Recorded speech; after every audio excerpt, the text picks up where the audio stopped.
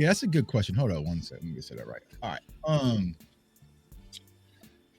That needs a good preseason in order to make the team. I think the number one that stands out to me, everyone's talking about, is Trayshawn Holden. I think Yeah. Trayshawn Holden really needs a good preseason. I just had a conversation about this though.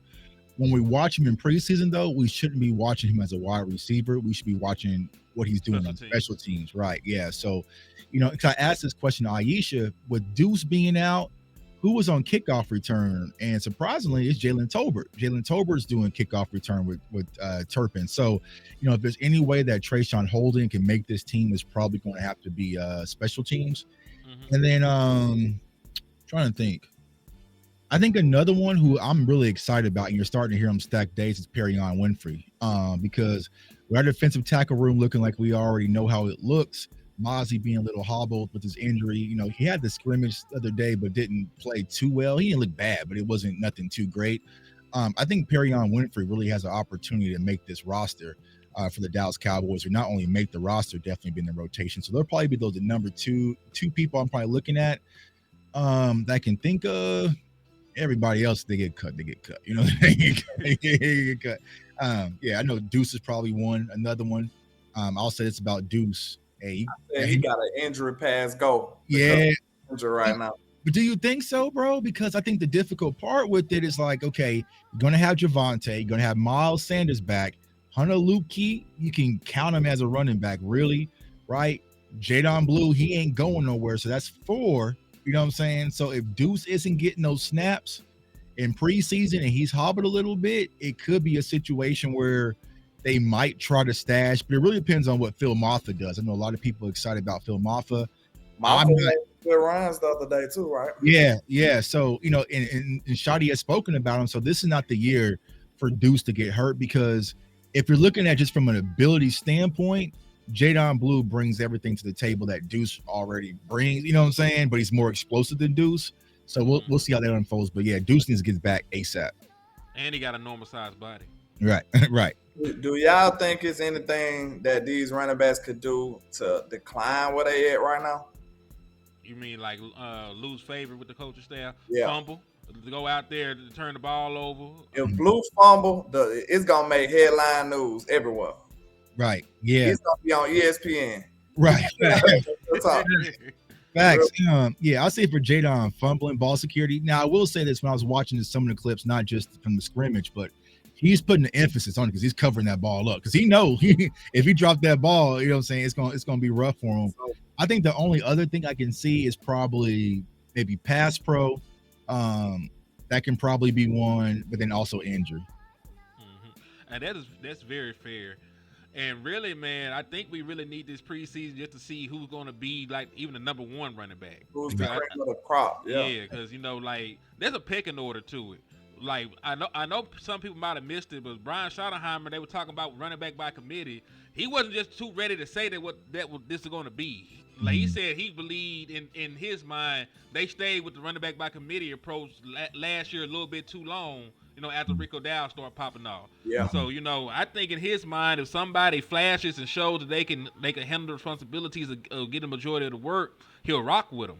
But, I think it's going to take a very special kind of preseason for one of them to separate like that. Because I look at them all about the same right now. You know what I'm saying? Right. Yeah, they on the equal playing field right now for me. Because day after day, you hear somebody rise and then you hear somebody fall. Somebody did this, somebody did that. Then the emergence of Phil Maffa, like Tuck said, like he was a buried man before we put the pass on. Now, like Shotty said, you gonna feel him and you can feel him. Now they feeling him. They feeling Phil. You know what I'm saying? Mm-hmm. They actually feeling him with his size and his physicality when it comes to him being a running back between the tackles and stuff. So, hey, that's somebody who can rise their stock. He can rise his stock tremendously because we only got the positive part of him. You know what I'm saying? We really didn't see the negative yet. Mm-hmm. We didn't see the negative. Like, without the pass, we just was like, we not paying attention to you. When they put him on, they like, okay, this Phil Maffa guy looks pretty good. You know what I'm saying? So in preseason, he going to have a spotlight on him. And he's somebody I'm looking forward to seeing when I go out, though. And he got an army of fan base, too. You know what I'm saying? Because, every Cowboys Nation is excited for him. know what the attraction is, to be honest with you. But we'll see how it all unfolds, and that's why I think it's important, because I feel like you were saying, Henny Landlord, last year we kind of went with the running back committee.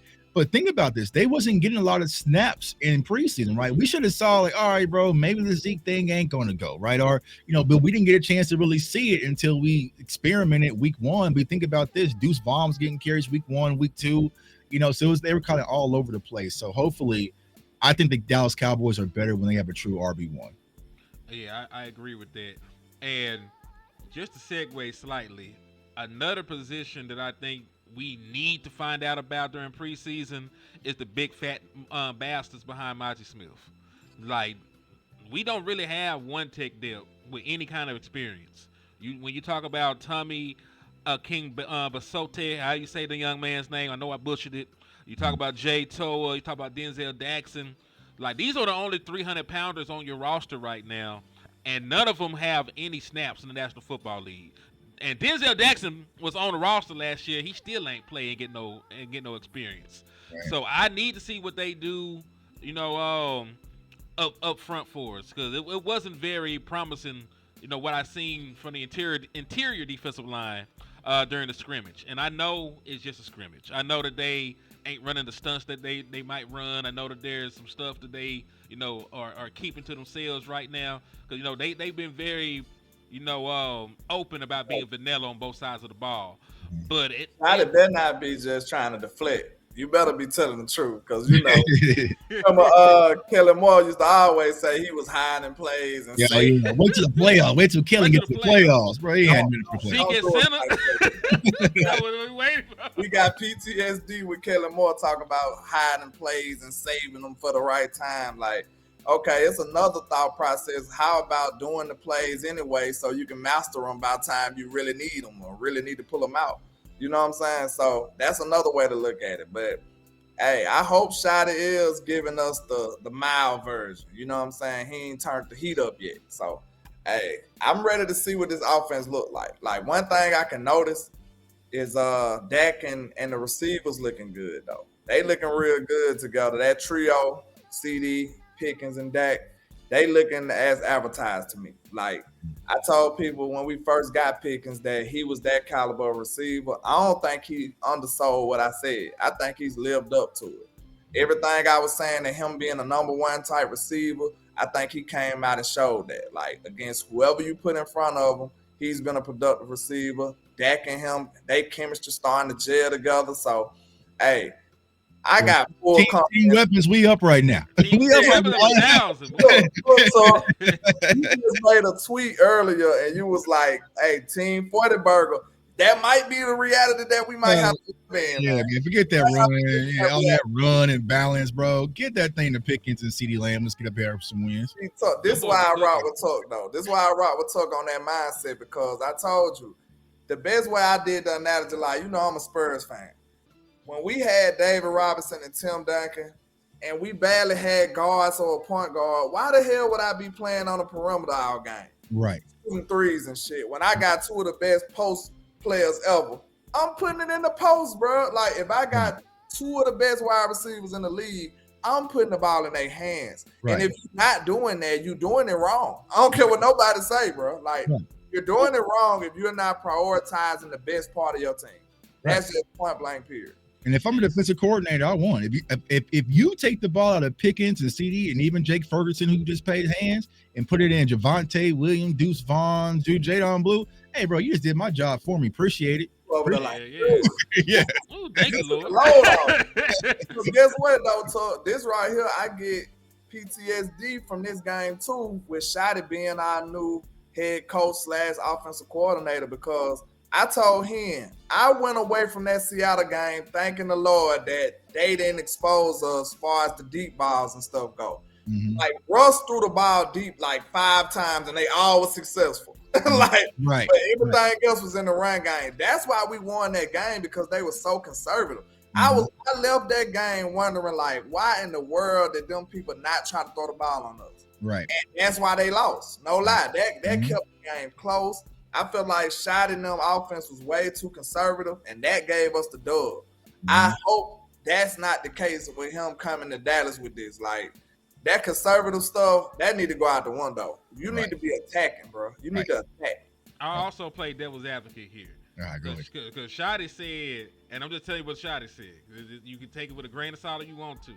But he said one of the reasons he had to falling out with Pete Carroll is because Pete was the one that wanted to run the ball, to that volume.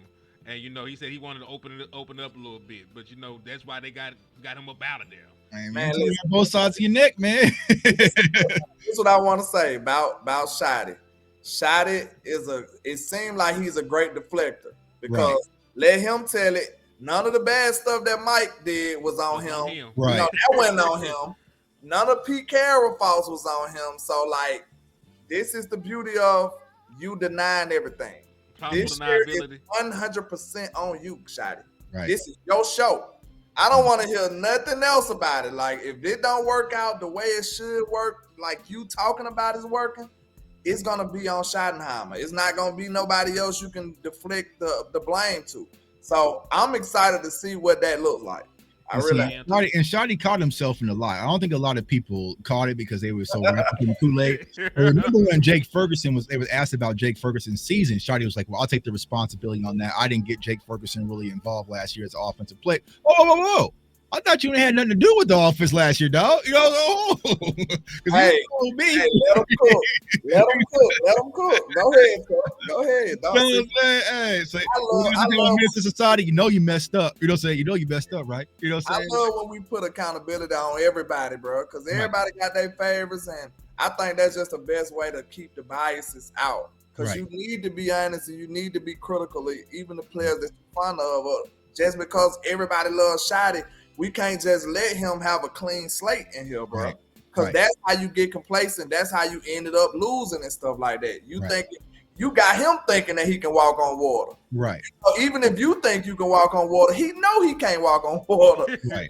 And now you done teased his head up so much, he actually tried. So you need to make sure he stay accountable on his end too, man. I'm sorry. Like, don't give him a clean slate.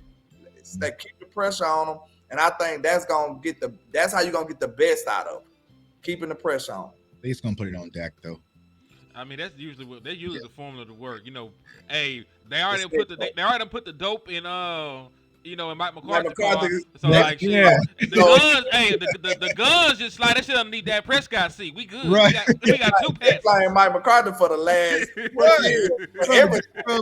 Mike McCarthy had Dak play at an MVP. Oh, that wasn't his offense. That was all Dak. Okay.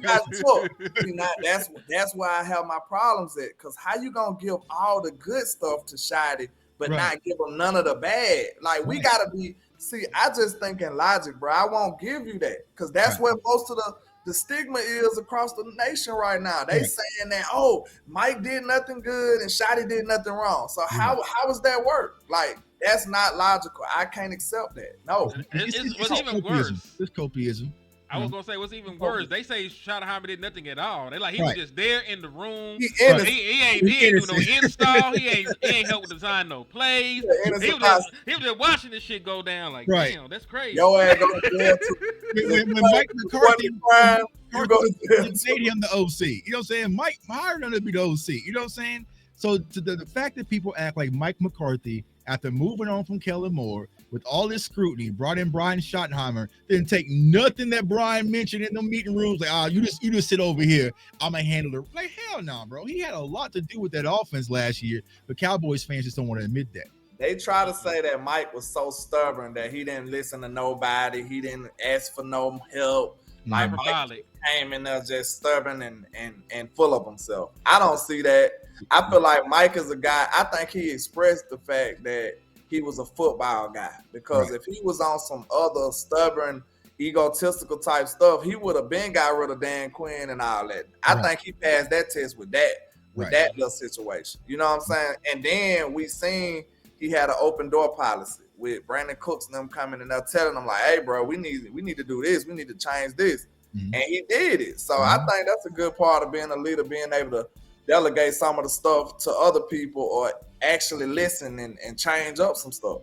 So, but they act like it was all on him. So yeah, it but is Shotty's smart. But Shotty's smart because he got his post on the Cowboys fan. That's why you're seeing all these motions. Oh my God, the offense is fixed. He doing motions like bro.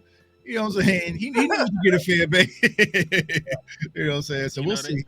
Listen, this fan base is also traumatized by comeback routes. So Right. they act like they ain't part of the route tree. Like Right, I swear if you cut the tape on, you don't want no hitches, no comeback routes, no option routes, bro. I don't know what they want from us. I swear if you cut on Kansas City tape, if you cut on the 49ers tapes, you'll see some damn hitches. I promise you that they not just running secret routes that the Dallas Cowboys ain't unlocked yet. I promise you. Play wide receiver. That's a staple in the tree, bro. That's why I get kind of pissed off when I hear y'all say that, because I'm like, bro, that's an essential part of the route tree. It's very effective too. Right. It works, like especially if you got the right personnel running it. It's something that you really can't guard. Right. If you got a player like George Pickens and he run and turn around, bro, and he's in front of you, do you think the defender gonna have a chance to get that ball? Hell no. See, you gotta run it with the right personnel. We was running it with Turpin and Brandon Cooks, people that can't even extend their arms. Right. Of course, you ain't gonna be able to stop that. So if we was running it with the wrong personnel, it even looked better when you ran it with Jalen Tolbert opposed to Brandon Cooks. Right. So just imagine you running hooks, comebacks, and curls with Mingo and George Pickens. That's an automatic first down, in my opinion. Real talk. They gonna body you up. That's an automatic first down. That's 10 yards. Right. Yeah. And even with a guy like Pickens, because he's such a deep ball threat, right. Especially if you're going deep, like they're scared at that point. They might give you a cushion. Yeah, they are. So you know what I'm saying? See, that's why I think Mike fell to the wayside at though, because he probably should have been threatening a deep ball more. That's what makes the hitches and the comebacks even more effective. Like, I gotta believe that you're trying to run past me. You see what I'm saying? Once you get the DB to open up the hips, that's when you got them. That's when you stop on the dime and turn around. That's easy money. And I'm telling you, I have my suspicions, contrary to popular belief, that Dak Prescott loves throwing hitches and comebacks. And listen, we heard what George Pickens said on 105.3 The Fan the other day. He said, basically, we run a lot of dig routes, but he was like, basically, we run a lot of stuff that Dak likes. So if he said that, and you I need that clip. 25, if you see in 2025 that we running hooks and curls and comebacks, that right there let you know that that's what Dak Prescott likes. And we already seen it go past one offensive coordinator to a whole nother offensive coordinator. And now we finna see what the real is this time. Okay. I've been trying to explain that, y'all, to Cowboys fans. It was never Kellen Moore's offense. It was never Mike McCarthy's offense. It won't be Brian Schottenheimer's. It is Dak Prescott offense, right? And I kind of gave this analogy. If we play in Madden or college football, man, he don't want to play me no more, right? Man, that's a lot. you might get a play suggested from the coaches, right? But when you get to the line of scrimmage, you're going to change it. You're going to set a corner route. You're going to set the slide protect. You're going to turn this dude into a return route or whatever. So when Dak gets to the line of scrimmage, he gets to play in the formation out, but he's orchestrating everything based off of what he's seeing from the defense. So he is calling those hitches. He's telling Brandon Cooks, hey, bro, they're in cover 4. You know what I'm saying? Hitch up here, do a 5 and hit. You know what I'm saying? Like, he's doing that, right? But people don't want to have that conversation, because I remember I asked Kurt Warner this, because if you watch Dak Prescott, he was more active pre-snap than any quarterback I've seen across the NFL. And Kurt Warner was like, yeah, I hate it, but there's only certain quarterbacks that had that type of freedom. He said Aaron Rodgers, Drew Brees, Tom Brady, Peyton Manning, and Dak Prescott. You see what I'm saying?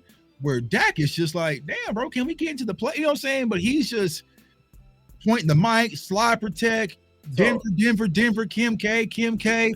Everything right. That is so far from the truth, because to my understanding, he can't read defenses. So you should expect that saying. Yeah, that saying shit, huh? Right. Make it up. Yeah. It's crazy work out here. It's crazy. He can't read defenses. Oh, okay. That's what I heard. So. But to your point about quarterbacks like certain concepts, like, there was a long period of time in New Orleans where Drew Brees really only ran snag and shit, you know, but it worked, you know, like he did, you know, he never really had arm strength, and then after the shoulder surgery, they leaned on the quick game, and that was something he could do at a high level, and he was still throwing for 4,000 yards. They were still making to number 1 seed and all the other good shit. I want y'all to understand, that is a big contributor to Dak being one of the most accurate, bro. That's a good ball that Dak throws, and he does it with his eyes closed, routine. Them comeback routes that everybody like to joke about, that's been a large contributor to his success. Right. It has been. Comeback seam balls. Yes. Yeah. Yeah.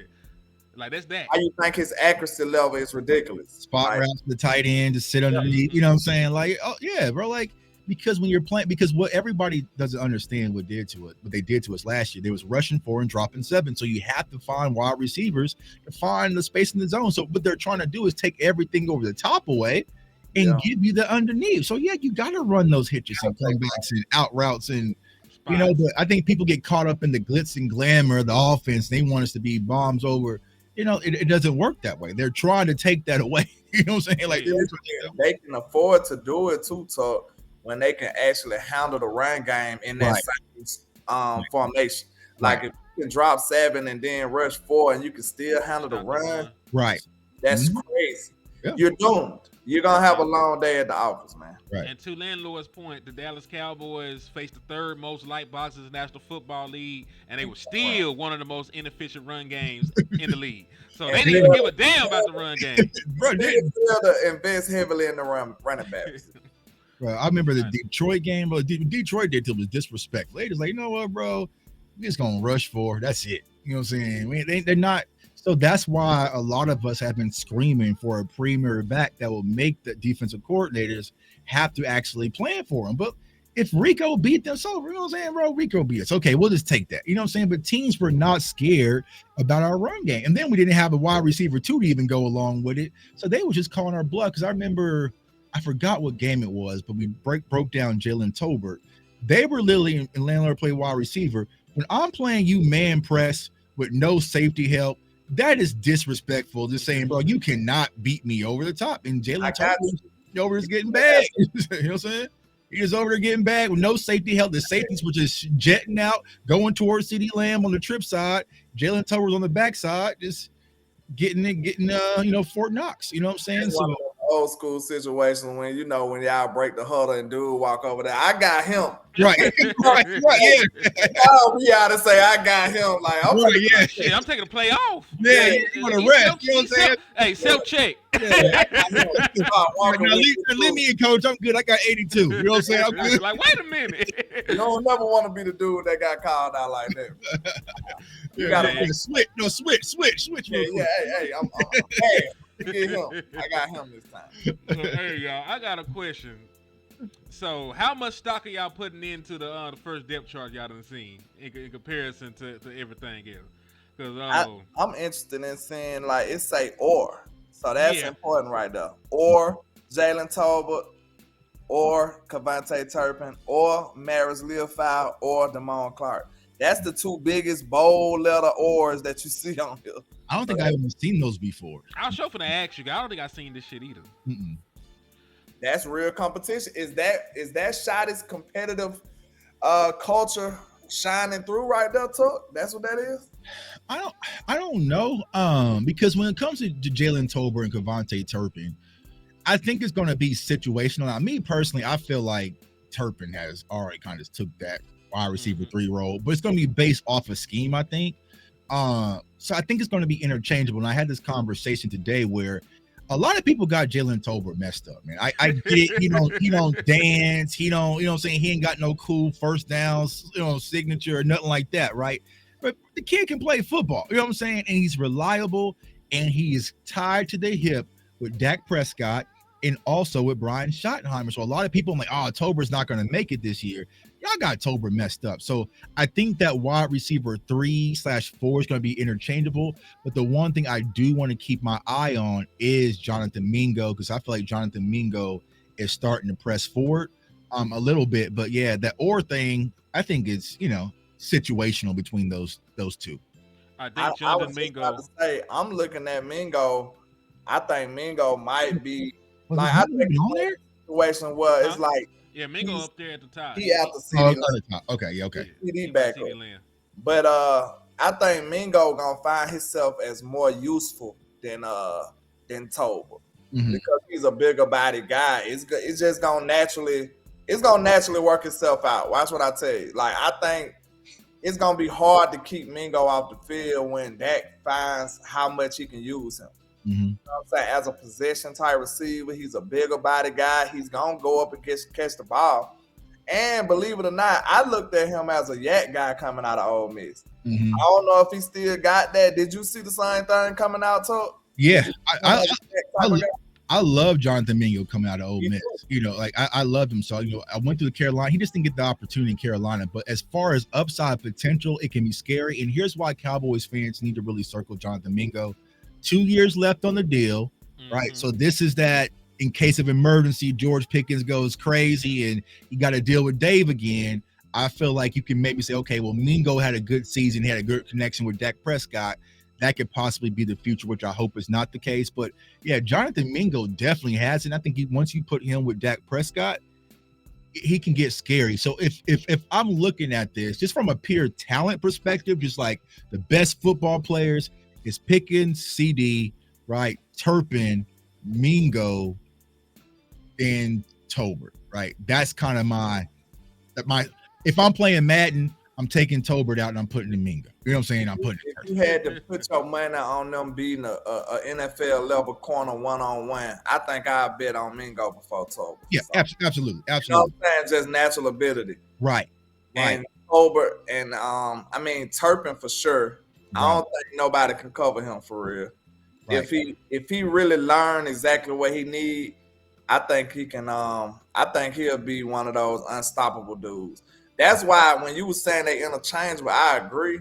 But I think Turpin need to find his way on the field regardless. Like it don't matter what you know what I'm saying? He need to be a decoy and the main character in a lot of these different scenarios. So I would just tease him all the time on the offense. Like it don't matter what I got going on. If I got a full stable of wide receivers, he gonna be in the backfield. I might line Turpin up at tight end. Just make sure he on the field for real. I was gonna say the same thing. Just don't let him lead the field, and I believe that's easier when he is wide receiver 3. If he's always out there, you know, you never really know when the ball actually going his way. Like it's sort of a big giveaway like Mike was doing when he on the field, you know Turpin finna be very involved in whatever going on. Right. You don't want that to be a dead giveaway.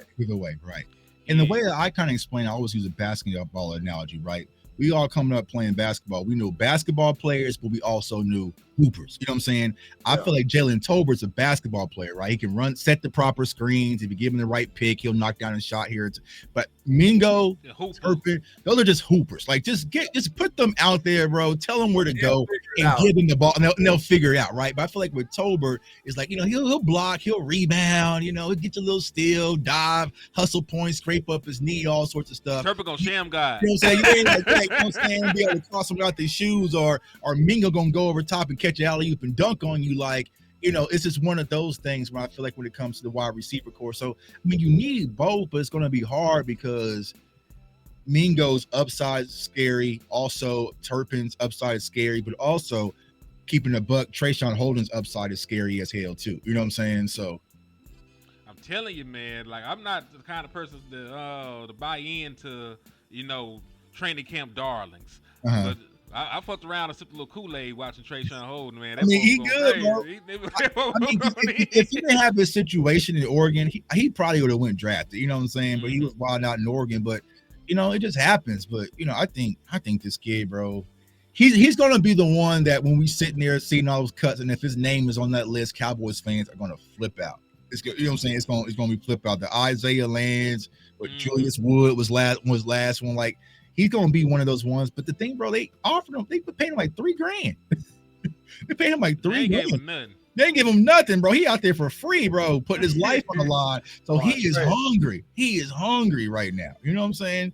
It's a disrespect to give him only $3,000, bro. Like, I don't even see how. Like, he gonna have to be amazing to make this roster, though. Right. And I think he's been living up to a certain status right now, but you know, he gonna have to fight through the cowboy politics and all that. You know what I'm saying? Yeah. They love, like I seen, as soon as I got on the field yesterday, I seen Flournoy make a play. Like, they love Flournoy. We forgot about Flournoy. We looked at Flournoy like somebody who needed more reps last year. Right. Now we like, we got a new toy. Right, new toy. Because this time last year, Flournoy was compared to Dez Bryant. Now, now it's get him up out of here. You know what I'm saying? Like you just chunked Flournoy to the side. Like, get over there. Hey, that's post-nut clarity. Yeah. I got what I wanted, now I'm thinking straight. Like, you really ugly. I was just horny. The lights came on, didn't it? Right, yeah. We were so desperate for a wide receiver. Man, he kind of looked like Dez, bro. He kind of looked like Dez. Great. We done turned him into an all-pro. Hey, I remember Tuck did a video. He like, if you put your beer goggles on, you look at Josh Kelly. He look a little like Luther Burn. Yeah, you drink up. You gotta use your imagination, man. You know what I'm saying? Yeah, you drank up a little bit. You know what I'm saying? The numbers. Debo gonna start looking like Debo Sanders. Right. AJ Brown. You know what I'm saying?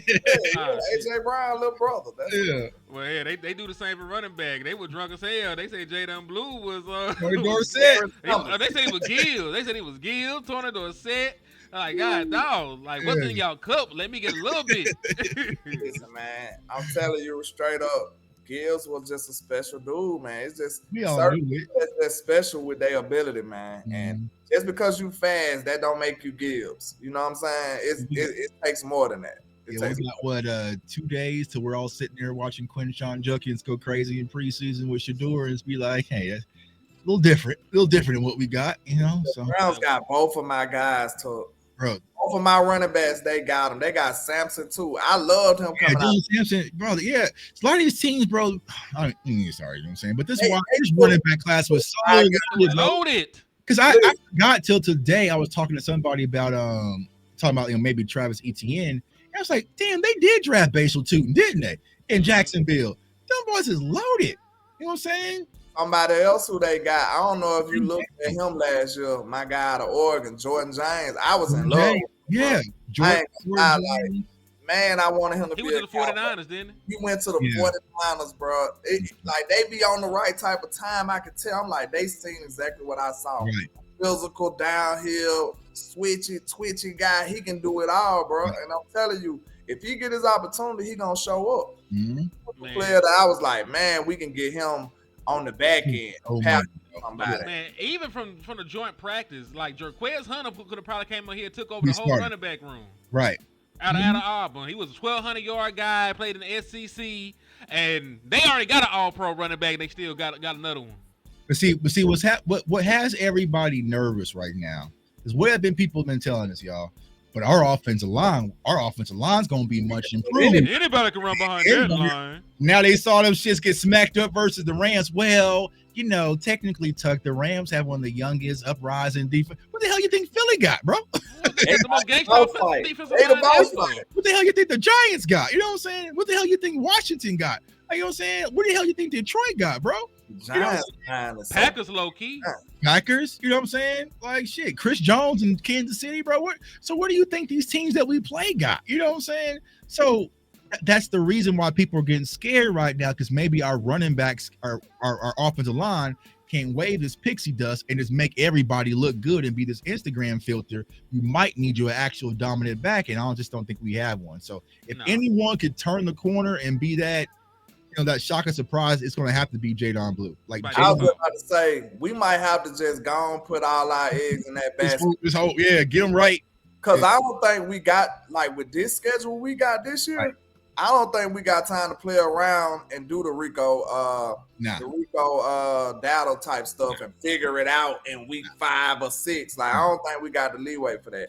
I think that'll be a death sentence for this team. Like, I really look at this schedule and be like, bro, we're going to have to play some good football if we want to be a winning team this year. Like, no lie.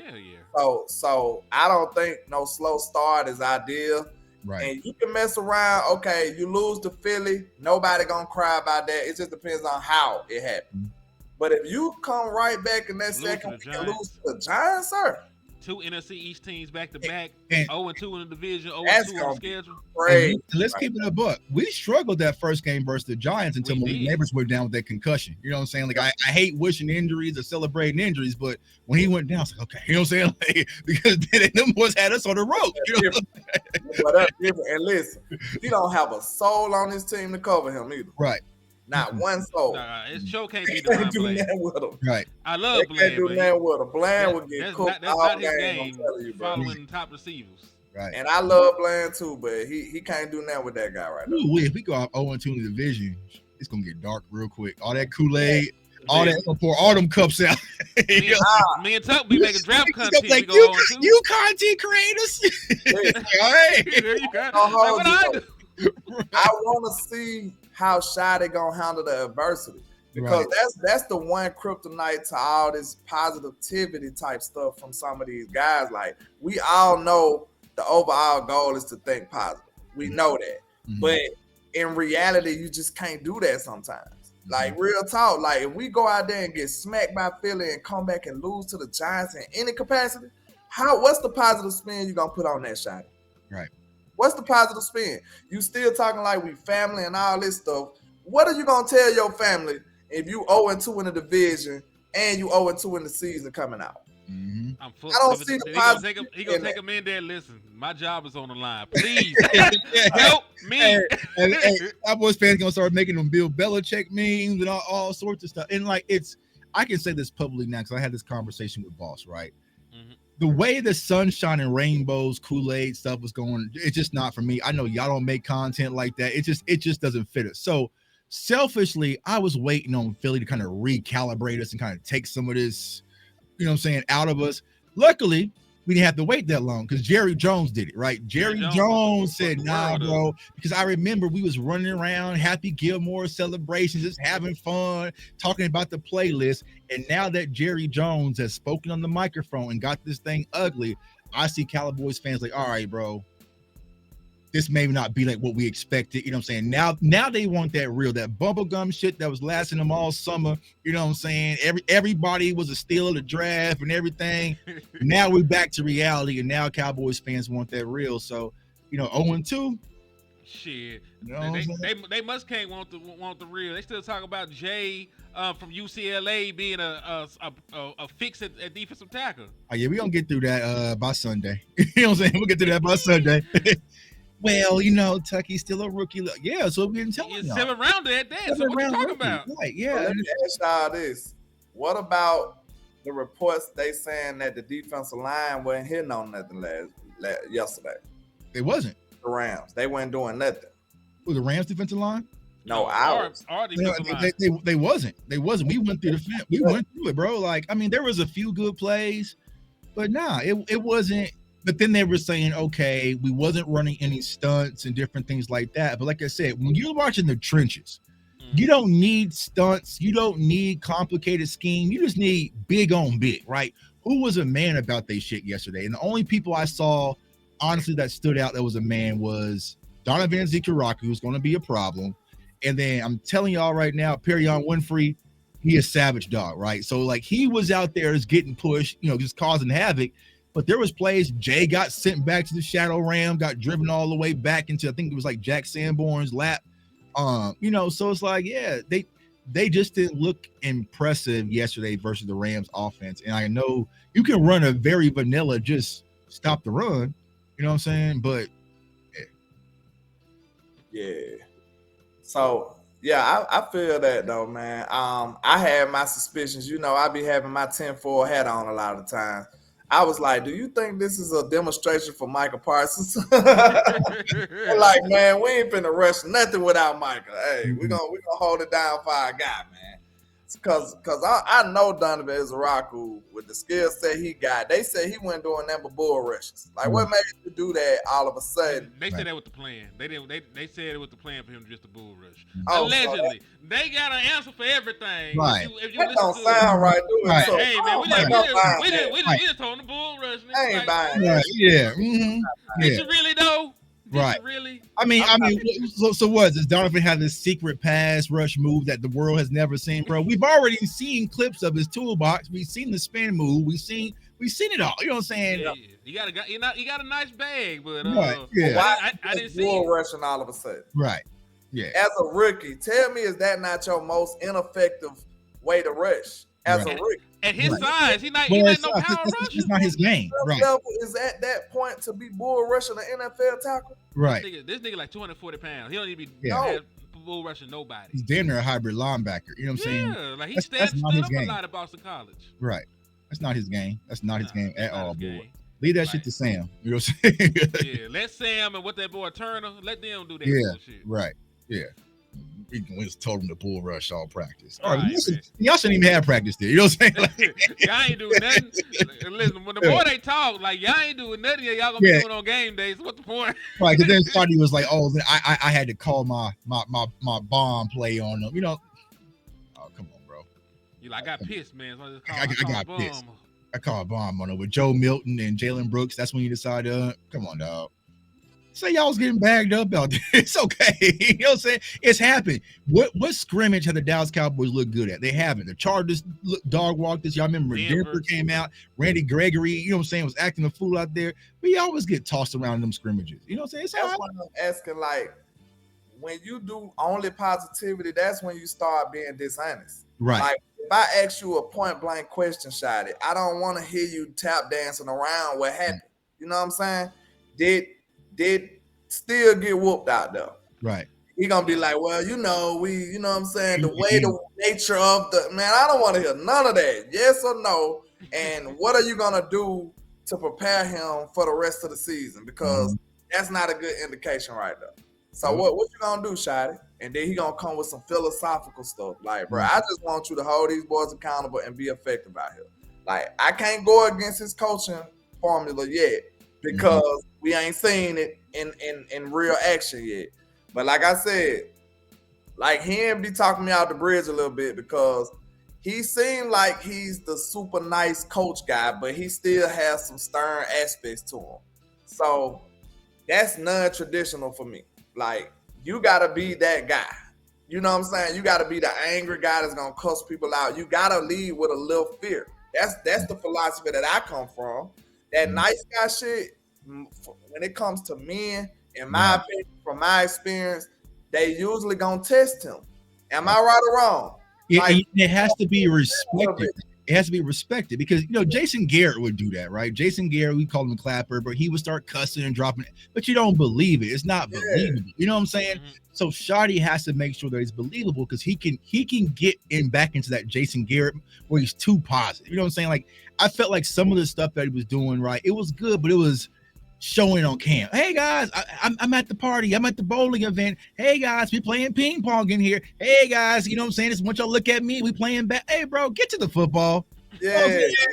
All these, you know what I'm saying? I get it. This ain't summer camp, bro. Can we get to the football? That's what I'm talking about. It's just not what I was saying here. And I'm like, bro, this man talking about everything but football. Yeah, everything. Oh man, I get it. You know everybody's kids' names, but can you call plays, bro? Like that's what's going to be important. And if they do start off 0-2 and Shotty starts talking about ping pong and family and brotherhood, Cowboys fans are going to spin so damn quick on Shotty. Yeah, so he thinks he has a long leash. I don't think that leash is as long as he really thinks it is, bro.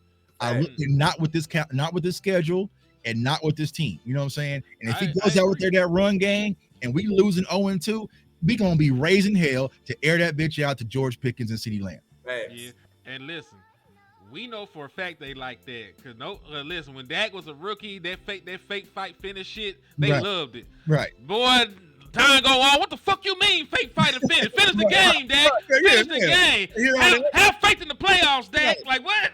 Like leave that man alone. What Shotty said? We ain't gonna have no t-shirt slogans. They got compete every day, all in a t-shirt, bro. It's a calm down, cuz. You know what I'm saying? Who said we ain't gonna have no t-shirt slogans? I got a shout out Bosh for that, because that's. You could tell he was dirty macking. Like he was dirty macking big time when he got this job because he tried to be opposite of everything Mike did. It was opposite. It was a bizarro world when it came to him. Yeah. So I just hope it work out, man. I just hope it work out. That's all I care about. Yeah. I just want to be close. And on the other extreme, I know that we said Jason Garrett, but you know he also is somebody that came from the Pete Carroll coaching tree. So, you know, like Pete's that way. You know, he's a player's coach. Guy. He's a player's coach. He's high energy, but he also get in your ass, you know, when time comes. And we seen that translate to what he did at USC. We seen it translate with the Seahawks winning a Super Bowl, going to a second one. You know, being a contender for a long period of time. So it can work. You know, Dan Quinn was there with him. He has a similar approach to how he does it. I don't think he's as positive, but you know, he's also a player coach kind of guy. But you got to win. You know, you got to win. We saw how quick, you know, it went bad for Dan Quinn in Atlanta. Like the shit he did was cool until it wasn't no more. You know what I'm saying? So everyone loved our defense, then it was Dan Quinn don't like linebackers. You know what I'm saying? When he drafted Micah, everyone was for it, but then it was like he went to not love the linebackers. And the thing that Shotty has to be aware of, Pete Carroll ain't had no Jerry Jones upstairs. You know what I'm saying? Dan Quinn ain't have no Jerry Jones upstairs. So who's the real voice when it comes to everything, and who's going to win these battles? That's what we got to sit back and wait and see. So we are gonna have to see it. Really like a battle for the soul of the Dallas Cowboys, man. Because like, yeah, Jared, you know, Lucifer and shit, you know. Listen, I don't know who the hell Shotty is. You know, like Shotty might be Judas at this point. I don't know. It's like who gonna fuck us over worse? He looked like a superhero for far as the Cowboys community go. No wrong. I mean, hey, I like Shotty personally. I do like Shotty. Yeah. When he talks football, you know, I'm engaged. It's just like I need to see you win some football games and shit. I can't stamp nobody until I see it, bro. Right. That's all it is. Can we get 6 weeks, bro? Like people don't want that. You better make a decision now, landlord. Are you with them or you not? God damn, bro. I can't. They can't wait to try to put your feet to the fire for stuff like that, but it makes no sense.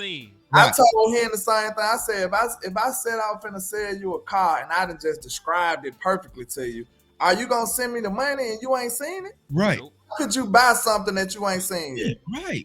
That sounds like a scam to me. Because if he starts winning, like you didn't even want Shotty, you didn't even like him, right? And then if he starts losing, well, y'all just being negative. You know what I'm saying? Like, God damn, bro. I'm just saying they got their bets hedged already. Right, they hedged. Right, yeah. They believe in it. I can see how he's captivating and galvanizing enough people to make them believe in him. Right. I can see he got a great presentation. He got a great. He's making his whole coaching stint dedicated to something that he believes in wholeheartedly, like his father and the mindset and the mentality that he coached under, and all of this stuff is stuff that he believes in wholeheartedly. So it's easy for you to say, okay, I believe in it because it means so much to him. But the only thing that's keeping people like us at bay is we are results-based people. Right. I need to see what's going to happen. You know what I'm saying? Once I see what's going to happen and how this is going to actually manifest on the field, that's when I can take it to another level and say, okay, now I see the things that I was concerned about, it wasn't as bad, or it kind of leveled itself out with some of this stuff that he did. Like, you got to actually see how it work out in reality instead of just on paper. I mean, it's crazy because folks do it every day and every week with players on a play-by-play basis. They want to see results, see how you do. They want to see you develop. All that shit. They understand it with players, but for some reason, it doesn't register that you got to do it with coaches you ain't never seen coach before. This is what I want to see, too, because I think people underrating this. It's not an easy job to call plays and be the head coach. Right. So a lot of people just thinking about, oh, he's calling plays. Sir, he's never called plays and been the head coach at the same time. Right. That's a different that's a different level of multitasking right there. So I want to see how sharp he gonna be. He's been preparing for this. This man been in the coaching business for how long? He's been there forever. He's a son of a coach. So it should come second nature. But I want people to understand that it is experimental because he's never done it before. Like, we just expecting him to walk in here and just dominate that. I don't know. That might be a little too optimistic. And look how long it took Nick Sirianni to build what he built in Philly. You know what I'm saying? We used to punch on Nick. You know what I'm saying? When he first got there. So can Cowboys fans handle when we were blowing out Philly by 40? You know what I'm saying? Dog walking Jalen Hurts. Can we handle those games early in Shotty's career? I don't think that they can, right? Because like you said, bro, like we'll have to sit back and see results. You know what I'm saying? But he's a good talker, good injury. Hell, he sold my wife. I was watching some interviews. She's like, who's that? I was like, this new head coach. I like him. He sounds better than the last guy. I mean, quit hating on Mike. You know what I'm saying? Quit hating on Mike. But you know what I'm saying? He got that look. He got that charm. You know what I'm saying? The media people loves him. You know what I'm saying? That's all cool, but let's start on the 2. Let Former quarterback. Let Cam Scatterbo rush for 120 and 2 touchdowns at AT&T Stadium. They gonna toss all that shit. Wait, they finna no, because you know how they do it. They gonna crucify Matt Eberflus. Oh, Matt Eberflus, right? Yeah, Get him out of here. We should have kept Zimmer. They gonna try to blame it on other people for as long as they possibly can before it gets to him. Right. Yeah. If the offense performing well, they still gonna give Shotty credit. That's what's crazy. But they ain't gonna give them accountability for the whole team. That's what's still the head coach, sir. They'll shoot up Clayton Adams first. You know what I'm saying? Oh, Clayton Adams, you know what I'm saying? He ain't spilling. They'll shoot at Clayton Adams first because so many people have hedged their bets with Shotty. They already in love. Yeah. They bought the ring already. That's the thing I don't like. If your offensive coordinator does not call plays, you know, there's only like so much credit or blame that I'm giving them. You know, I know that they're involved, but motherfucker, if you call a double reverse, he didn't put a gun to your head. Like he might have installed it. You ain't have to call the shit. Right. So I'll say this because I'm gonna have to wrap it up in a second. Yeah, he gotta go do another show. So we can wrap it up. Yeah. So I want to say this before we go. Tuck kind of pretty much already said how he feel about it, but I'm gonna ask it again anyway. What type of leash do you think Brian Schottenheimer actually has on his team? Like, do you think he's gonna get the grace of a first-year coach, or is he facing like some high expectations and some demands of wins right now?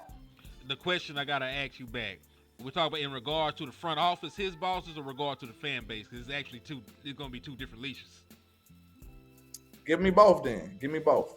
Jerry Jones is going to ride with Shotty for at least this full year. You know what I'm saying? He going to ride with him for the full. They could go 0-15. He's not going to fire Shotty in the middle of the season. This is not what he does. So if they have an okay season, even if they are only like 9-8, you know, I think Shotty keeps his job, and he talks Jerry Jones to let him stay for at least another season. You know what I'm saying? Fans going to be done with if we miss the playoffs. The fans going to be done with him. Regardless of what happens. With a healthy Dak Prescott? Yeah, we're 9-8 with a healthy Dak Prescott. The only saving grace is if the rest of the NFC East is ass and you sneak into the playoffs and you get hot. That's the only way that you stay around with a 9-8 regular season record. But you probably don't even make the playoff with 9-8. You know what I'm saying? Do you feel, Tuck? Give me the front office perspective and the fans' perspective. I feel like with the front office, he's going to get a long leash because, one, that's their guy because Mike McCarthy dipped on him, so they're going to try to give him that grace. But I think they're also going to give Shotty the grace until they can find somebody else. You know what I'm saying? So they with him, but I don't really think the Cowboys are with him. They just didn't have no other options, right? Okay. So, you know, someone starts circulating, right? You know, and they're like, oh. So they will start that. Because think about this. What? Mike McCarthy had, 2 years before they first started talking about Sean Payton? You know what I'm saying? Mm-hmm. So, you know, I think the same. And Dan Quinn. and Dan Quinn. You know what I'm saying? So I don't think Shotty should get that same that grace period. With the fan base, I think even if we don't make the playoffs, it's going to be how we don't make the playoffs.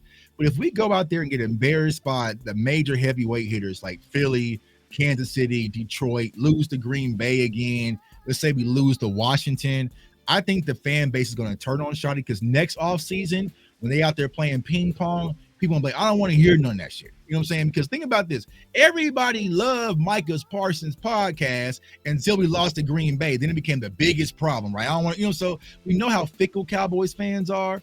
So if we don't make the playoffs and we don't look like we are trending in the right direction, they'll probably turn on Shotty after this season. I think I agree with that statement right there. When it comes to Jerry Jones, I think it depends on how the season play out. You know what I'm saying? I think if it's a disaster, I don't think Jerry's scared to just be like, you know what, let's because think about it. From their track record, from their history, it looks like the offensive coordinator is a threat. Right. So he might be looking at Clayton Adams like, hey, shit. Right. He might be my backup plan. Like, you know what I'm saying? Like, we know Shotty didn't hire his homeboys like some coaches do. Shotty didn't hire the best guys for the job, which is smart, but at the same time, they don't owe you no loyalty either. Right. You know what I'm saying? They don't owe you no loyalty for real. So Jerry might be looking at Clayton Adams like a fallback plan or something just in case this goes awry. I hope not, but it's always a threat if Shotty got his job the way he got his job. You see what I'm saying? But I think it'll have to be a complete disaster for his leash to be super short, far as Jerry and the Joneses go. Jerry and the Joneses, that sounds like a book.